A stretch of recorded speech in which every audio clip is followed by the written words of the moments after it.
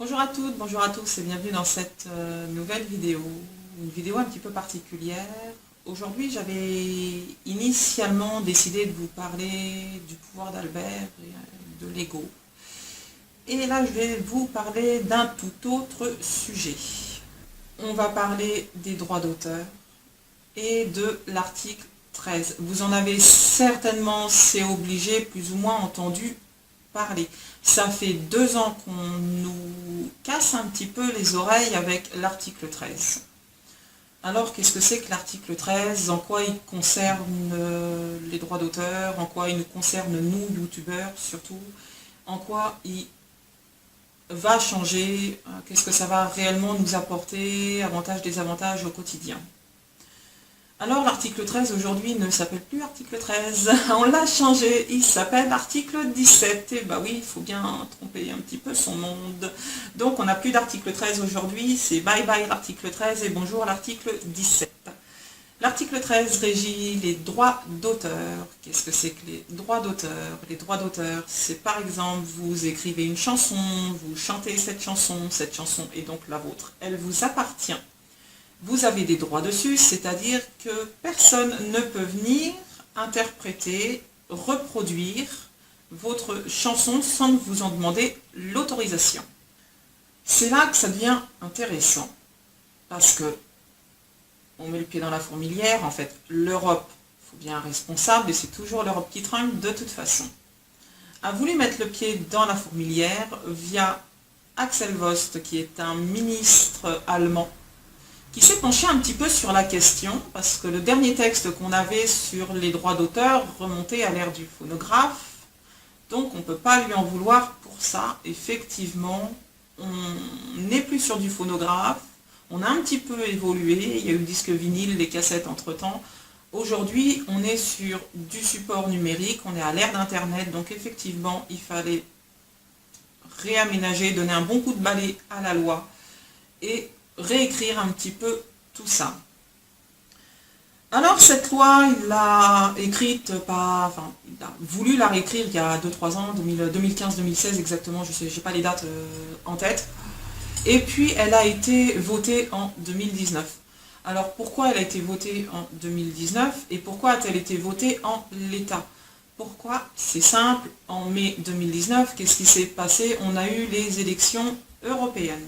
Et comme tout un chacun le sait, on ne peut pas laisser un texte en légiféré pendant des élections européennes, où il doit être voté, où il doit être refusé, purement et simplement. Là, le texte a été accepté, entre guillemets, en l'état. Mais en l'état, ça veut dire quoi? Ça veut dire que l'Europe a accepté ce texte tel qu'il est. Oui et non. Ça veut dire que l'ensemble des ministres des 28 pays se sont penchés depuis 2 ans sur un texte un peu casse-tête, que personne ne voulait voir dépoussiérer, parce que, disons-le, en Europe, dès qu'on touche aux droits d'auteur, ça devient tout de suite compliqué. Et chacun y allait de son avis. Les Français voulaient ci, les Allemands voulaient ça, les Italiens voulaient autre chose, les Polonais n'en ont rien à secouer. C'est un peu la guéguerre, un peu la cacophonie, on ne sait pas où on en est, et chacun y a été de plus ou moins son avis. Pourquoi? Parce que à partir du moment où on travaille sur un texte de loi, on est ministre, on travaille sur un texte de loi, on prend le texte tel qu'il est proposé, et on va dire là je suis pas d'accord, alors j'efface, mais je réécris comme ça, parce que moi ça me convient mieux comme ça. Et ça, tous les ministres des 28 pays vont le faire. Cette loi en Europe est un vrai casse-tête, parce qu'au-delà des 28 pays, des ministres des 28 pays, il faut déjà mettre tout le monde d'accord. Cette loi est passée avec 438 pour et 226 contre. Ouais, désolé les gars, je ne me suis pas fait les ongles, c'est juste des post-it pour la mémoire. Un peu d'humour. Alors, cet article, le 13, là, qui reprend les droits d'auteur, c'est bien beau, mais il faut essayer de mettre tout le monde d'accord, de contenter tout le monde. Et comment on s'y prend pour contenter et mettre tout le monde d'accord? Ben, on n'y arrive pas. C'est pas plus compliqué que ça. On n'y arrive pas. On ne peut pas mettre tout le monde d'accord sur un texte qui, de toute façon, a un but financier à un moment donné. on est bien d'accord qu'à partir du moment où on touche aux droits d'auteur, on touche au financement et à la création artistique.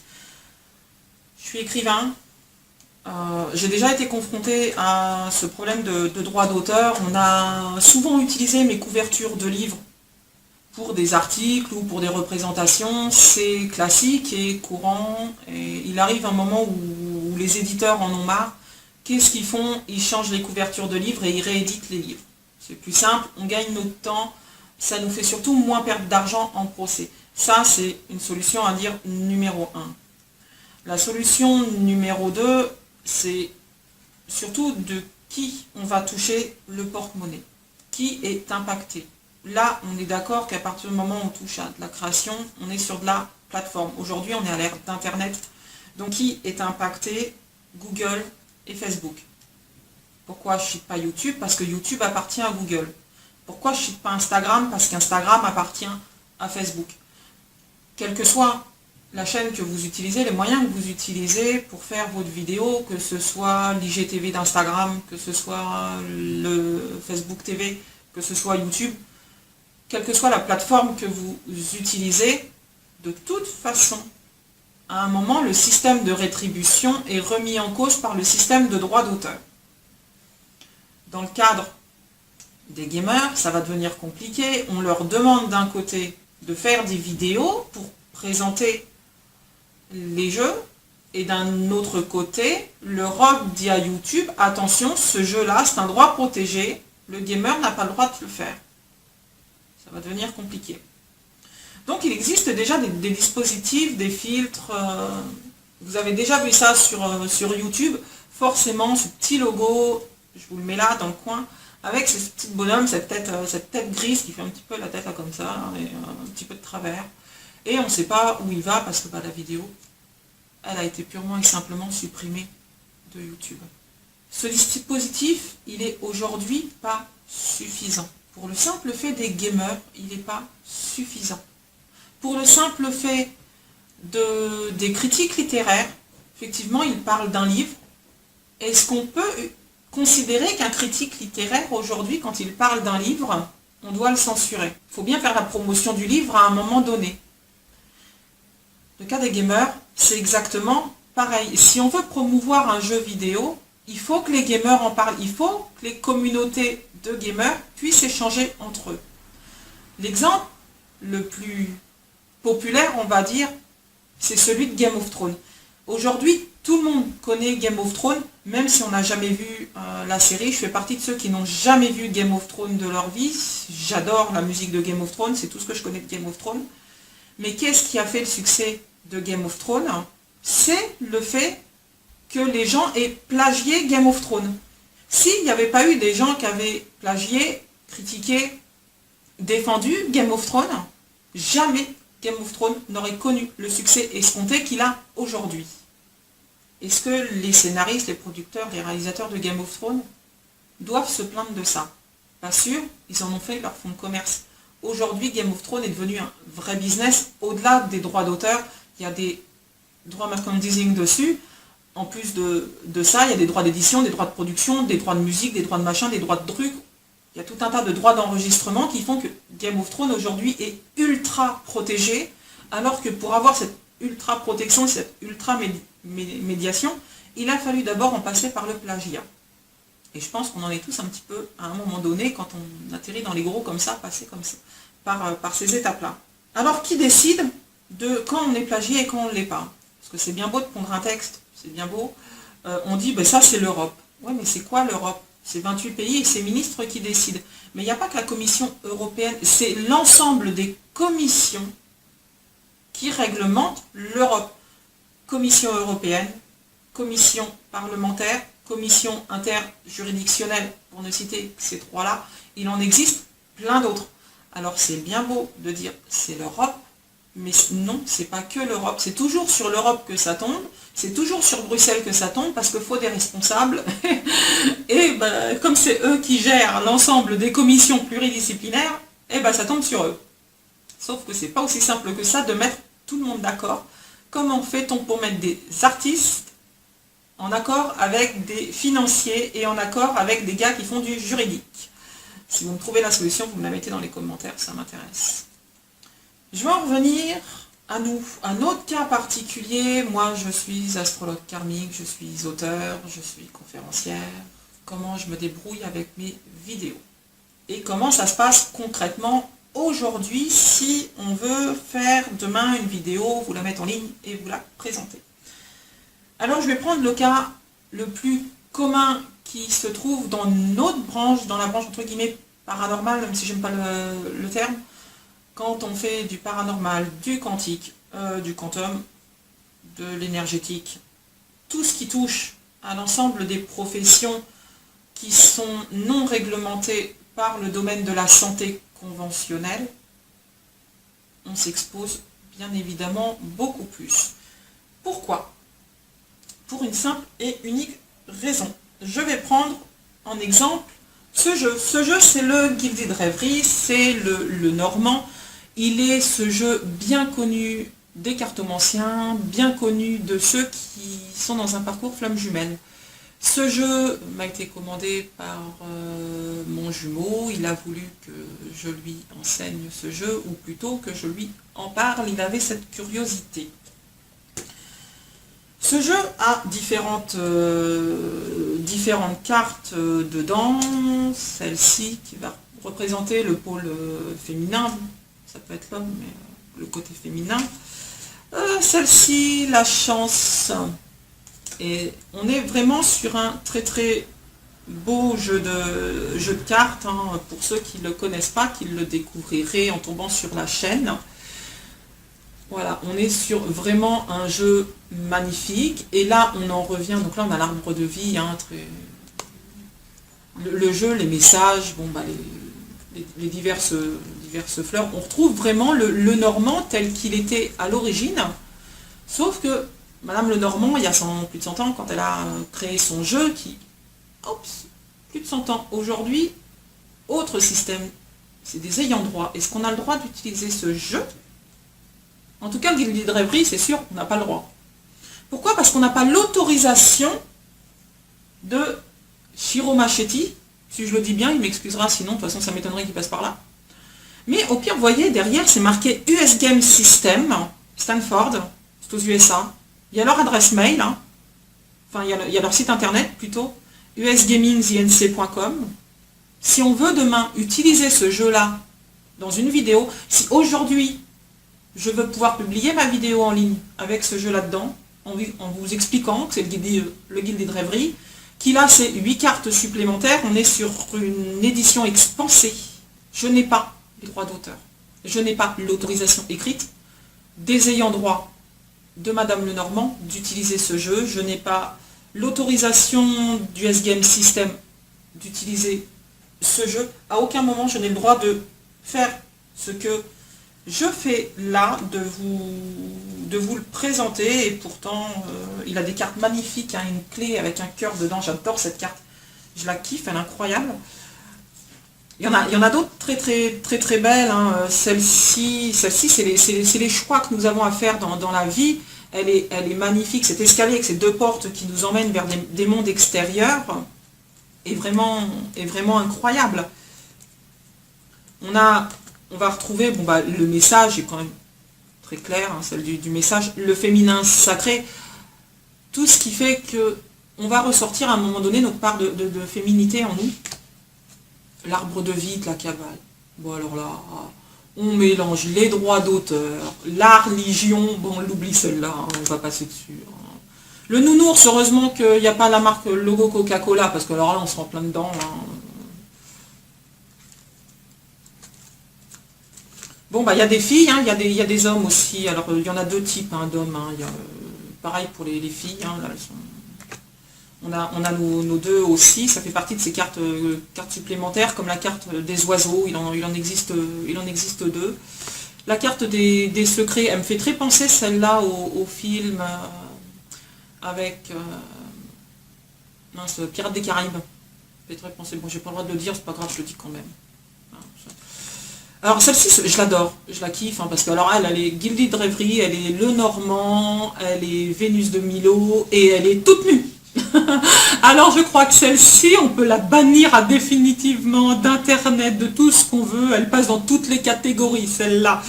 Le nu, le droit d'auteur, non, on pourra toujours essayer de la caser dans l'art, hein, parce que c'est une très belle carte, moi je l'adore. On va pouvoir essayer de la caser dans l'art, mais ça va être très très très, très compliqué. Alors les deux signes, hein, c'est très significatif, hein, l'amour, donc c'est beau, c'est magnifique. Tant pis, on a le droit d'utiliser, c'est positif. Mais, le serpent, idem. Hein. Le yig, la création du monde, très religieux, pas du tout spirituel. Enfin, les gens vont pas le voir comme ça. Enfin, je suis pas sûr que des financiers le voient comme ça. Hein. On va tomber dans le religieux, on oublie. Hein. Alors celle-là, le 1er avril, avec un peu de chance, droit de la sortir. Hein. Les fiançailles, l'alliance, la bague, celle-ci est toute belle, toute simple, avec un peu de chance, on l'aura aussi. Enfin bref, voilà, le Guilded Rêverie, c'est un vrai jeu avec des vraies belles cartes, très prisées des parcours flammes jumelles, parce qu'on va retrouver dedans l'équilibre des polarités yin-yang. Ça marche avec tous les jeux.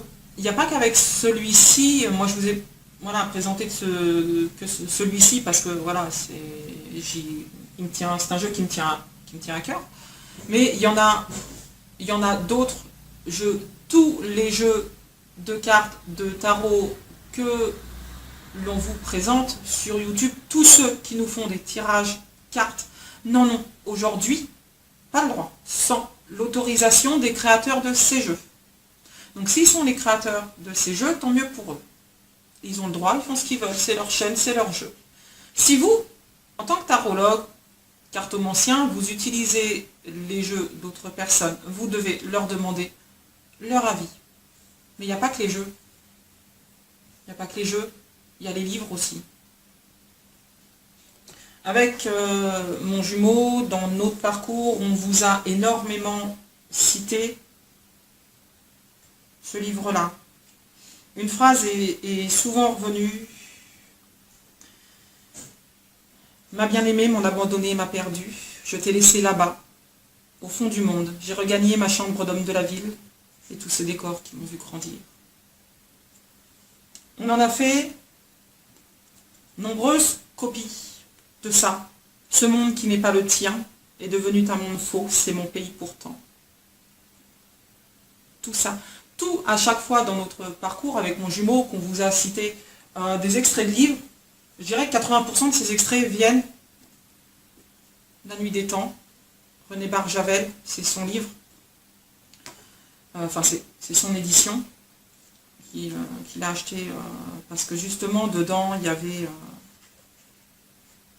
à un moment donné, on a des pages supplémentaires où on a toutes les archives de l'article dedans. Donc c'est vraiment à défaut d'être l'un de nos auteurs préférés, René Barjavel a vraiment fait une édition, il y a vraiment une édition très complète de celui-ci. Celui-là, si vous le voulez, il est chez Pocket, hein, c'est une édition Pocket, mais il est en texte intégral. René Barjavel publie des textes en édition intégrale et en texte plus court. Je l'ai souvent cité aussi sur mon blog, celle-ci je l'ai imprimée, c'est une image de mon blog. Hein. Ça reste que j'ai pas le droit de le faire. Voilà. Alors l'image derrière elle, par contre, j'ai le droit, parce que je suis allée la chercher sur une banque d'images libre de droit. Je vous mets les banques d'images en dessous en description. Il en existe autant que les musiques pour les droits d'auteur. On a des banques de droits d'auteur libres où on peut aller chercher de la musique, où on peut aller chercher des jolies images. Par contre, effectivement, on n'a pas le droit de prendre la dernière chanson, Les Cowboys Fringants, L'Amérique pleure. On est en plein dedans. Les droits d'auteur, effectivement, là on pleure, hein. YouTube est américain. On va le pleurer. On n'a pas le droit, sans demander l'autorisation. Alors, c'est facile avec les Cowboys Fringants de reprendre leur texte et d'en mettre des bouts. De toute façon, si vous citez, hey, les Cowboys Fringants, ils sont super, l'achat de leur album, allez l'acheter leur album, parce qu'ils achètent des forêts avec l'argent, ils vont rien vous dire, ils en ont rien à secouer. Je suis pas sûre que quelqu'un qui prenne un exemple, une phrase de Kenji Girac, qui soit vraiment embêté. Kenji Girac est très proche du peuple, je suis quasiment à peu près sûre qu'il n'a rien à foutre, le gars. Mais par contre, je suis pas sûre que si on s'attaque à des Michael Jackson, des Madonna ou ce genre de personnalité, on n'ait pas plus de problèmes que ça. Et à mon avis, on va avoir de la censure. Alors, on touche pas aux stars, on touche pas aux livres, on touche pas aux photos, on touche pas aux chansons. Et puis, on touche pas à mon jumeau non plus. Bah oui, parce que quand on vous parlait de nous, on utilisait quoi? On utilisait nos surnoms. Alors moi, c'est Barbie, certains le savent, d'autres vont le découvrir. Mon surnom, c'est Barbie. Et on n'a plus le droit de m'appeler comme ça. Désolé Barbie, au rencard. Sauf que lui, c'est Bisounours. Et Bisounours, au rencard aussi. On n'a pas le droit. Pourquoi? Parce que c'est des marques. C'est clairement des marques. Et nous n'avons pas le droit de citer des marques. Pas plus d'ailleurs que j'avais le droit dans cette dernière vidéo, enfin l'une des dernières vidéos où je vous ai parlé de non-communication. À un moment donné, je vous parle de Schtroumpf. Je l'ai toujours, il est là mon Schtroumpf, je l'adore mon Schtroumpf. Je l'adore. Ce petit Schtroumpf Kinder, alors, c'est un Schtroumpf. Désolé, c'est protégé par des droits d'auteur. Et Kinder, c'est une marque. Bon, désolé, celle-là, désolé, il restera là, c'est mon Schtroumpf Kinder, et j'y tiens. Voilà, j'ai pas le droit de le citer. J'essaierai de lui trouver un prénom, si vous avez des idées de prénoms pour un Schtroumpf, parce qu'effectivement, je me vois pas sur une vidéo, refaire cette vidéo, si demain YouTube me dit cette vidéo-là, il faut la refaire, je ne me vois pas vous expliquer que le symbole qu'on utilisait, c'est un nain bleu qui se fait courser par un gros noir. Ça va peut-être faire rire, en plus il est en gilet jaune, manque de peau. On rentre dans l'absurdité. Dans ce texte, on rentre dans l'absurdité. Alors, dans les autres cas d'absurdité, on va avoir aussi les tenues vestimentaires. Alors bon, veste de créateur, désolé, s'il y en a qui la reconnaissent, tant pis, veste de créateur. Et puis pour cette casquette-là, c'est une casquette Nationats. Bon, tu sais que je t'adore Bastien, c'est toi qui me l'as offert, en plus cette casquette j'y tiens. Mais au rencard, comme le Schtroumpf, comme mon jumeau. C'est pour ça d'ailleurs que beaucoup dans mes vidéos, certains m'ont demandé pourquoi je n'utilisais pas le prénom de mon jumeau et pourquoi je disais toujours mon jumeau Céleste. Et là, on est pareil. Je n'ai pas le droit d'utiliser le nom d'une personne. Bastien m'en voudra pas que j'utilise son prénom et que je fasse la pub clairement de Nationats là-dessus. Même si j'ai pas les droits, il m'en voudra pas, même si, là je vais le mettre au rencard. On n'a pas le droit. Il y a des ayants droit. Et les ayants droit ont leur mot à dire. Et si demain, j'utilise... Alors, je peux utiliser le prénom de mon jumeau, ce serait pas tant grave que ça, parce qu'il y en a plusieurs, c'est pas le seul à porter ce nom-là. Ça va être effectivement plus compliqué avec moi. Mais c'est un nom commun, c'est un prénom, donc ça ne dérange pas. Là où on n'a pas le droit, c'est de donner de l'information sur une personne, parce que non seulement on est, alors pour nos écrits à nous tous les deux, dans du droit d'auteur, et si je devais citer son nom, son prénom, on va rentrer dans les ayants droit et dans la vie privée de la personne. Donc ça va répondre à une question au-delà des droits d'auteur. Non, effectivement, je ne vous donnerai jamais le prénom de mon jumeau, ne serait-ce que par respect pour la famille, même si ça reste un prénom. Si je suis capable aujourd'hui de donner un prénom, ça pourrait m'échapper, donner une info comme ça en plus, ça pourrait arriver que ça m'échappe, donc non. Dès le départ, on avait cet accord avec mon jumeau de ne jamais donner quelque info qu'elle soit sur notre vie privée à tous les deux. Hormis ce que vous savez déjà de nos professions, qui sont toutes sommes normales, aléatoires, et de ce qu'on vous a, dans tout notre parcours de, on va dire, quand on a commencé 2016 jusqu'à mars 2019, on va dire à peu près. Donc, on récapitule un peu tout. Pas de musique, pas de casquette, enfin pas de vêtements, pas de marque, pas de prénom, pas de nom.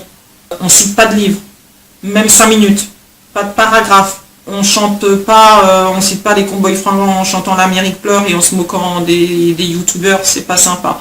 On n'a pas le droit de le faire. Le cadre derrière, est-ce que j'ai le droit de l'avoir? Oui, c'est le mien, c'est moi qui l'ai fait. Ce tableau-là, c'est moi qui l'ai peint, il y a mon nom en bas, là, derrière. Mais par contre, ce tableau-là, il m'a été entre guillemets, acheté pour mon jumeau pour que je le laisse dans ma salle. C'est très litigieux en fait de savoir si celui-là, ce qui est ma création, mais qui en théorie a appartenu à mon jumeau, j'aurais le droit de le mettre derrière moi ou pas. Bon, on va dire au rencard aussi, on va gagner notre temps. Parce que la loi légifère même pas là-dessus. Là, on est dans le flou juridique, dans le flou artistique, dans le flou total. Alors la plante derrière, j'ai le droit, ça c'est sympa, on a le droit d'avoir une plante derrière soi. Par contre, tous les livres là, il y en a un sacré paquet. Hein. Il y en a plein partout, des livres toute étagère étant livres. J'en ai couché certains parce que j'ai de toute façon plus de place. J'en ai encore qui sont dans des cartons, dans des boîtes, j'en ai partout des livres. Ben, les livres, on a le droit. C'est que des livres? Ouais, mais non. Non, j'ai pas le droit de faire la promotion d'un livre, même s'il est en fond derrière, comme ça. Même si en théorie, va falloir agrandir, je pense, la vidéo, mettre sur pause, agrandir pour voir où on en est, on n'a pas le droit. Donc, on ne met plus les posters. Désolé les ados qui ont 14-15 ans, quand vous faites des vidéos sur vos chanteurs préférés, vos chanteuses préférées, sur la mode, vous n'avez pas le droit. Tous vos posters sur les murs derrière, désolé les gaming, tous vos posters sur les murs derrière, vous allez les enlever. Il y a des noms, il y a des marques, il y a des photos, il y a tout ce que vous voulez, vous n'avez pas le droit. Donc, on va faire des vidéos sur un mur blanc. On va pousser, on va mettre un mur blanc. On va les descendre. Là, on est déjà un peu plus dans la légalité. Il est signé, il y a mon nom. On est déjà un peu plus dans la légalité. Bon, les chaises, ça va, c'est Ikea, c'est pas des chaises de créateur. Tout va bien, puis elle est derrière moi, on la voit pas trop. Elle est là, c'est une chaise normale. Tout va bien. Les livres, on va essayer de les planquer. Mince. Donc, il va falloir que j'enlève tous mes livres. Non, on tombe complètement dans l'absurde. Et à la fois, on comprend qu'on ait besoin de régir un petit peu cette loi, parce qu'effectivement, beaucoup de personnes font des tirages cartes, n'en ont pas l'autorisation. Beaucoup de personnes prennent des musiques entières, mettent une jolie image et balancent ça sur YouTube. Beaucoup de personnes utilisent de la création et du contenu de droit d'auteur sans vraiment savoir qu'ils en ont le droit ou pas. D'ailleurs, on ne peut pas en porter. Alors, on ne porte pas de gilet. Ah, bah, la fille qui fait de la mode, elle fait comment? Elle fait de la mode, elle est tendance, elle fait quoi? Donc, elle enlève son gilet, parce que le gilet, il y a la marque, j'en sais rien, moi, Yves Saint Laurent, Adidas, Nike, désolé, je ne connais pas les marques de vêtements en France, je ne connais pas les trucs à la mode. Donc, elle n'a pas le droit de le faire. Ah, puis, mes lunettes. C'est des papillons, mes lunettes. C'est des lunettes de créateur. Bon, on va les enlever pour finir la vidéo, comme ça on n'aura pas de problème. Voyez l'absurdité avec laquelle on joue. Cet article 17, ex-article 13, joue sur l'absurdité de la situation. Au niveau des rémunérations, crowdfunding, surtout pour ce qui concerne YouTube, effectivement, YouTube démonétise certaines vidéos parce que on a fait apparaître un schtroumpf dedans. Bon, je m'en fous, on peut me la démonétiser, hein, parce que j'ai fait apparaître un schtroumpf. Celle-ci ne sera pas du tout monétisée, hein, on oublie. Non, tout ce que je vous dis de faire ou de ne pas faire, on oublie entre le schtroumpf, Barjavel, le bisounours, Nationat, sac de créateur, mes lunettes, enfin bon, la totale. Hein. Là, mais effectivement, par contre, je suis pas sûre qu'une nénette qui, elle, fasse de la mode, avec tous les trucs de marque et tout, si elle a des difficultés sur sa chaîne, bah effectivement, si elle fait une vidéo toute nue, elle va se faire plus d'argent, mais elle va tomber dans le contenu pour adultes, ça c'est encore autre chose. Enfin bref, vous l'avez compris. Alors, je vous mets le lien de la pétition dans la description, parce qu'on y arrive, on est à l'horizon 2020. C'est demain, 2020. On est déjà, la loi est passée, elle a déjà été votée. Je vous mets le lien de la description en dessous pour aller la signer si vous le souhaitez, bien entendu. On a besoin de vos voix, on a besoin d'être entendu. Même si je reconnais que sur YouTube, il y a vraiment la part des choses qui doivent être faites. Si vous faites des tirages cartes et que vous ne voulez pas voir votre chaîne disparaître, ça ne va pas vous plaire ce que je vais vous dire et ça ne va pas vraiment, je pense, vous aider. Mais vous pouvez très bien faire des tirages cartes sans montrer les cartes.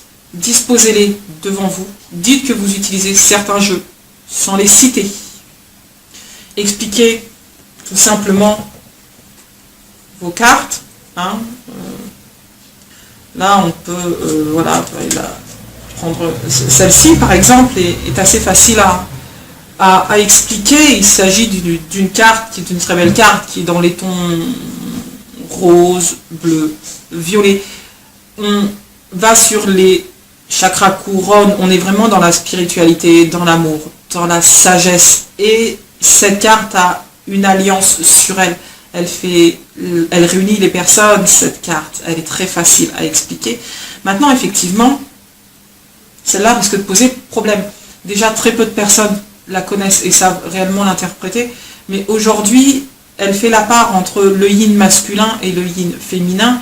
Beaucoup nous la décrivent comme les états d'âme. Non, cette carte est extrêmement positive. C'est un équilibre entre le yin féminin et le masculin.